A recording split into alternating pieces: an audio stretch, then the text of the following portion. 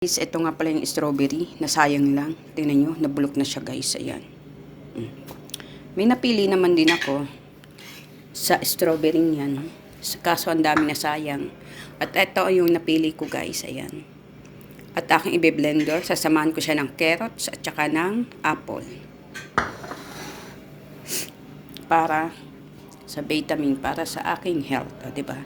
Ayan guys. Sayang naman oh. Bumili ang amo ko niyan, hindi naman niya, wala namang kumakain. Kahit mga katulong tamad kumain guys. Diba? So ngayon, naisipan ko nga pala, dagdag iron nga pala to sa aking health. Ayan. Dapat na mga kulay ang aking mga ano.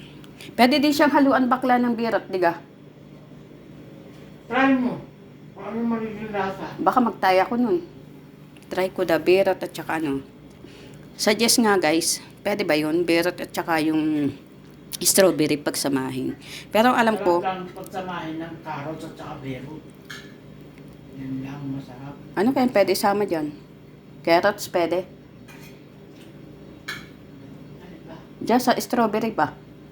Pwede siguro, diga? Ayoko, hindi ko alam. Hindi ko naman na ano yan. Ayan guys, search ko na lang po sa YouTube kung pwede po pagsamahin ang strawberry at saka ang carrots o berot. Ayan guys, thank you so much for watching.